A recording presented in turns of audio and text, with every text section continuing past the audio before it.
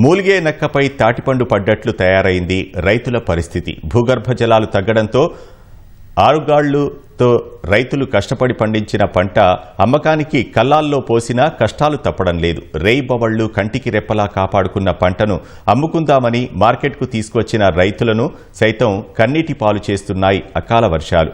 తడిసి ముద్దైన ధాన్యం రాసులను ఆరబెట్టేందుకు నానా ఇబ్బందులు పడుతున్నారు రైతులు. ఖమ్మం, భద్రాద్రి కొత్తగూడెం జిల్లాల్లో కదలని ధాన్యం కొనుగోళ్లు రైతు పాలిట శాపంగా మారాయి. కష్టపడి పండించిన పంటను అమ్ముదామని కొనుగోలు కేంద్రాలకు తీసుకొచ్చిన రైతులకు రోజుల తరబడి ఎదురుచూపులు తప్పడం లేదు. కొనుగోళ్లు జరగక రోజుల తరబడి ఇబ్బందులు పడుతున్న రైతులకు అకాల వర్షాలు మరింత నష్టాన్ని తెచ్చిపెడుతున్నాయి. కొనుగోలు జరగక కొందరు ఎదురుచూస్తుంటే కాంటా అయ్యాక ధాన్యం తరలించకపోవడంతో మరికొందరు పడిగాపులు కాస్తున్నారు.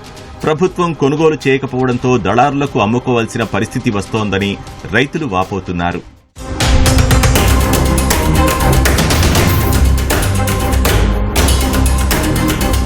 ఇప్పటికి 20 రోజులు అవుతుంది ఒడ్లు పోసి. ఖచ్చితంగా ఖరీదు చేయట్లేదంటే ఎంతకో కంతకి ఎవరికో ఒకరికి అమ్ముకునే వాళ్ళమే. కానీ ఎంతో కష్టాలకు ఓర్చి మందులు కొట్టి అప్పులు తెచ్చుకొని చేసి అంత చేసిన తర్వాత ఇక్కడికి వచ్చిన తర్వాత గవర్నమెంట్ ఖరీదు చేయకపోయేసరికి ఇబ్బంది పడాల్సి వస్తుంది. అయినా కాటా వేసే దిక్కు లేదు. ఇప్పటికైనా రైతులను కాపాడాలని మేము కోరుతున్నాం. ఇక్కడ దాదాపుగా 100-200 మంది ఉన్నారు. 20 రోజుల పైన అయిందండి ఒడ్లు పోసి.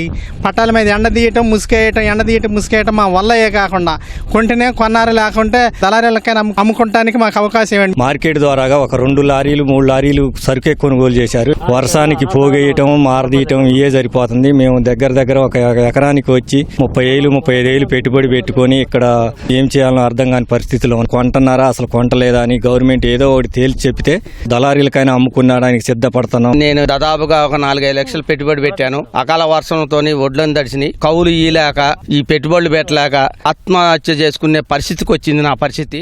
ఉదయం నుంచి సాయంత్రం వరకు ధాన్యాన్ని ఆరబట్టేందుకు చెమటోడుస్తున్న రైతులకు సాయంత్రం వర్షాలు కంటి మీద కునుకు లేకుండా చేస్తున్నాయి.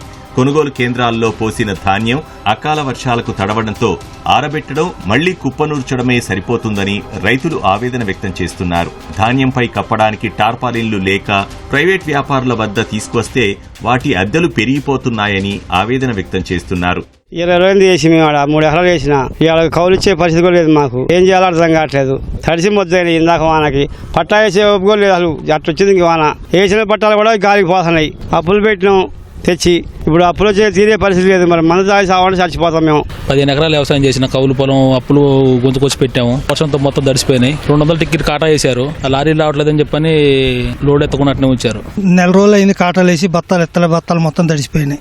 ఈ లారీలు రావట్లేదు, కాటాలు కావట్లేదు, బస్తాలు రావట్లేదు. అది సమస్య. మొత్తం తడిసిపోయి లాస్ అయినాం. ప్రభుత్వం ఎమ్మటే కొనుగోలు చేయాలని కోరుతున్నాం. 20 రోజులు కాటా వేసి అవి తడిసిపోయినాయి. కాటా డబ్బులు కూడా ఇచ్చా.